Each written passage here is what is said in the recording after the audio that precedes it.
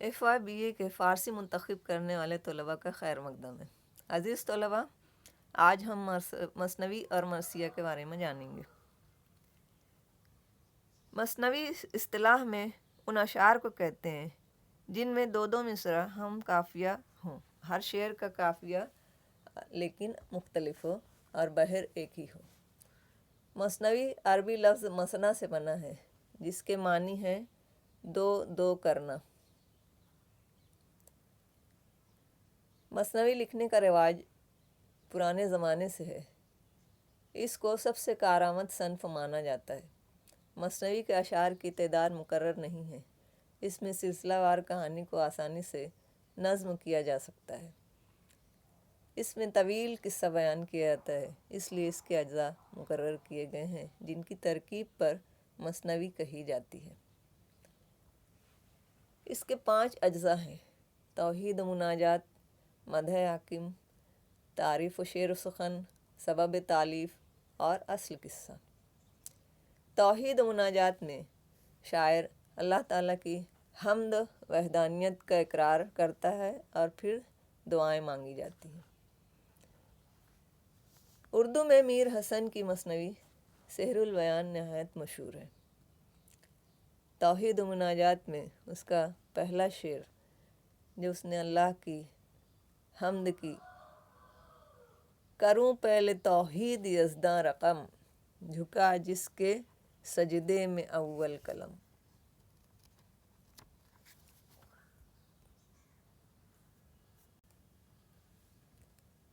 پھر مدح حاکم، مدح تعریف کرنا، بادشاہ وقت کی تعریف کرنا۔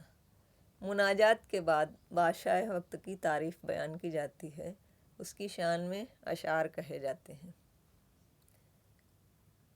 تعریف شعر و سخن یہ وہ جز ہے جس میں شاعر اپنی تعریف اور اپنے اشعار کی تعریف کرتا ہے، یعنی تعلی بیان کرتا ہے۔ تعلی شاعر جب اپنے اشعار کی خود تعریف کرتا ہے کہلاتی ہے۔ وہ کہتا ہے کہ اس کے جیسے اشعار کہنا کسی اور شاعر کے بس کی بات نہیں ہے۔ تعریف شعر و سخن کے بعد سبب تالیف، یعنی کہ جو قصہ مثنوی میں بیان ہونے جا رہا ہے اس کی وجہ کیا ہے اور اسے کس طرح ترتیب دیا گیا ہے۔ اس کے بعد آخری جز اصل قصہ آتا ہے۔ اصل قصہ سبب تالیف کے بعد بیان کیا جاتا ہے جو بے حد طویل ہوتا ہے۔ اس میں ایک قصے سے دوسرا قصہ شروع ہو جاتا ہے جو اصل قصے سے جڑا ہوا ہوتا ہے۔ مثنوی میں عام طور پر مافوق الفطرت باتیں پائی جاتی ہیں۔ عشقیہ مثنوی میں صرف عشق محبت کا بیان ہی نہیں بلکہ جنگ کا بیان، اخلاقی نصیحتیں، تصوف کی باتیں کی جاتی ہیں۔ مثنوی میں واقعہ نگاری، جذبات نگاری، منظر نگاری اور کردار نگاری کی بڑی اہمیت ہوتی ہے۔ فارسی میں نظامی گنجوی نے مثنوی لکھنے میں شہرت پائی۔ حکیم ابو محمد الیاس بن یوسف زکی، تخلص نظامی، اس نے 5 مثنویاں لکھی ہیں جو پنچ گنج کے نام سے مشہور ہیں۔ مثنوی مخزن اسرار، مثنوی خسرو شیریں، لیلی مجنوں، ہفت پیکر اور سکندر نامہ۔ نظامی گنجوی کے تتوا میں امیر خسرو نے بھی 5 مثنویاں لکھیں جو خمسہ نظامی کے نام سے جانی جاتی ہیں۔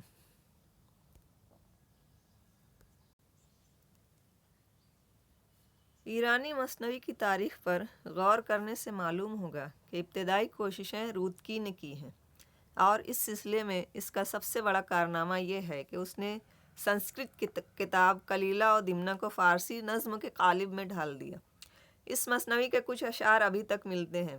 نقادوں کا خیال ہے کہ مثنوی بالکل ایرانی دماغ کی اختراع ہے، اگرچہ عجب اتفاق ہے کہ اس صنف سخن کا نام عربی ہے، یعنی وہ نظم جس کے 2 مصرعے یا ایک شعر قافیہ یا ردیف کے اعتبار سے دوسرے اشعار سے مختلف ہو سکتے ہیں اور بالعموم مختلف ہوتے ہیں۔ فردوسی نے مثنوی کے شجر میں نئے برگ و بار نکالے اور ایران پاستاں کی داستانوں کو منظوم کیا۔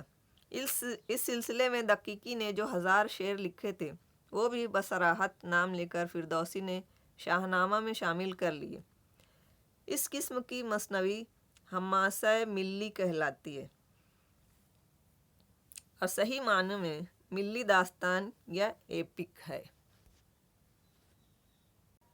حماسہ ملی کے مقابلے میں ایک چیز حماسہ فنی بھی ہے۔ نظامی کا سکندر نامہ اسی صنف میں محسوب ہے۔ فردوسی کا کارنامہ انگریزی اصطلاح میں ریئل اور پرونیٹیو ایپک ہے۔ نظامی کی داستان آرٹسٹک ایپک ہے۔ سکندر ایرانیوں کا داستان کا ہیرو نہیں ہے۔ بہرحال حماسہ ملی کے بعد جب تصوف اور علم کلام کا زور بڑھا تو عرفانی مثنویاں بہت کثرت سے لکھی گئی۔ ان میں ثنائی کی حدیقۃ الحقیقت بہت مشہور ہے اور عطار کی بیشتر مثنویاں اسی زمرہ میں شامل ہیں۔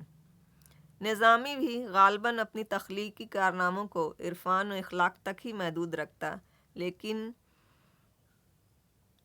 ایک نئی شکل ایجاد کرنے پر مجبور ہوا جسے ایرانی مورخ داستان رومانی کہتے ہیں۔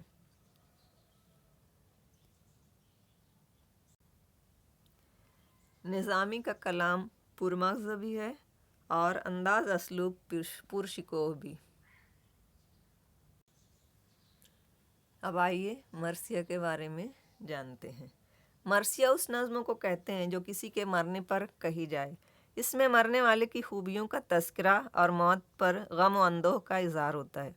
مرثیہ عام طور پر مسدس کی شکل میں لکھا جاتا ہے۔ عربی میں رثہ ان اشعار کو کہتے ہیں جن میں مرنے والوں کا ماتم کیا جائے، دوستوں اور اقارب کی تعزیت کا ذکر ہو، قوم کے قائدین یا فرمانرواؤں کے مرنے کا الم کا اظہار ہو۔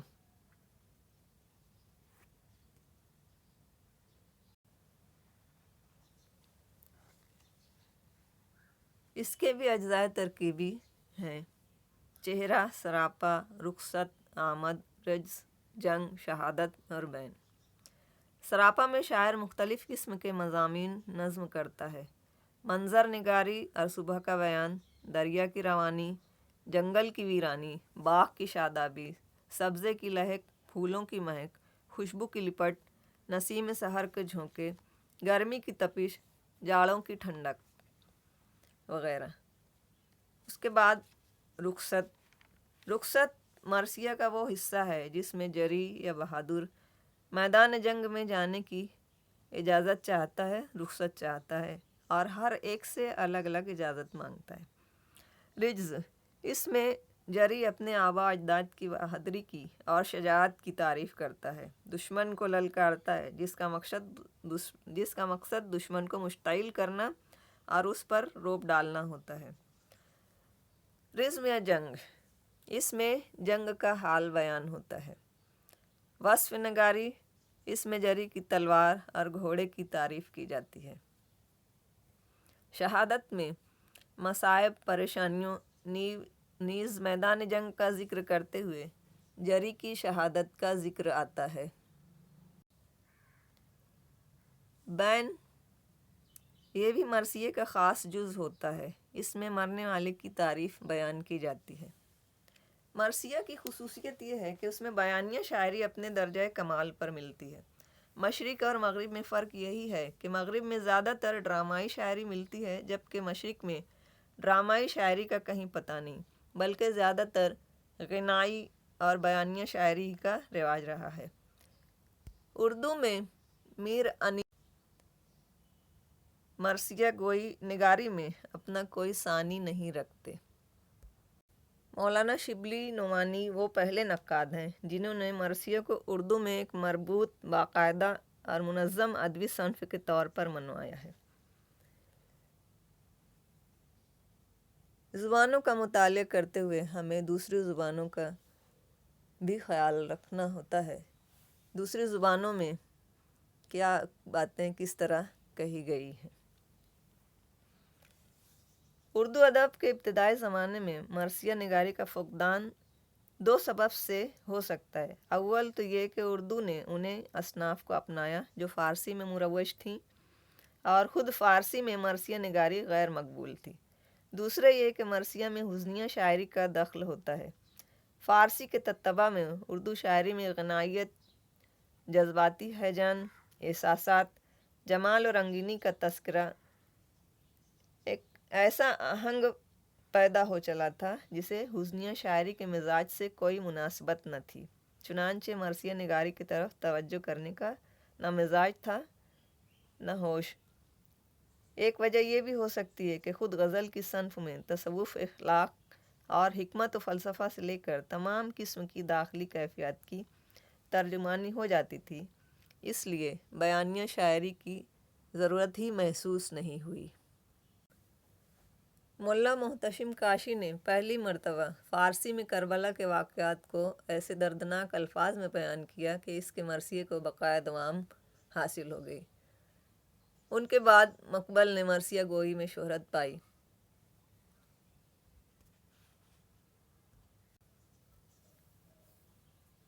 بہرحال مرثیے کی ایک مسلم حقیقت ہے، اہمیت ہے۔ مرثیے کی اہمیت ایک وجہ یہ بھی ہے کہ اس نے مسدس کو مکمل ادبی حیثیت بخشی۔ مسدس کے 6 مصروں میں خیال کی وسعت کو سمیٹنے، اس کی نشو و نما، پھیلاؤ، ارتقاء اور تکمیل کے اچھے مواقع ملتے ہیں، اور مسلسل خیال اور مضامین کا اظہار آسان ہو جاتا ہے۔ اس لیے جب اردو شاعری کو حب الوطنی، انسان دوستی، قوم پرستی اور سنجیدہ اور مسلسل خیالات کے اظہار کی ضرورت پیش آئی تو شعراء نے مسدس کا سہارا لیا۔ حالی کا مسدس حالی، اقبال کا شکوہ اور جواب شکوہ، برج نارائن چکبست، رامائن کا ایک سین اور جوش ملیح وادی کی اکثر نظمیں مسدس کے فارم میں ہی لکھی گئی ہیں۔ بہرحال مرثیوں نے شاعری میں بڑے خوشگوار اور اہم اضافے کیے ہیں اور بیانیہ شاعری کے لازوال نقوش ابھارے ہیں، رزمیہ نظموں کی کمی کو پورا کیا ہے اور زبان اور طرز ادا کو نئے انداز بخشے ہیں۔ مرثیہ نگاری اس لحاظ سے بھی اہمیت رکھتی ہے کہ اس کے اندر وسیع خیالات سمیٹے جا سکتے ہیں۔ جذبات نگاری، منظر نگاری، واقعہ نگاری اور کردار نگاری کے لازوال نمونے پیش کیے جاتے ہیں۔ اگر شعراء نے اس صنف کو بھی قابل توجہ سمجھا ہے تو اس میں ان کی صلاحیتوں کو ابھارنے کا پورا سامان بھی موجود ہے۔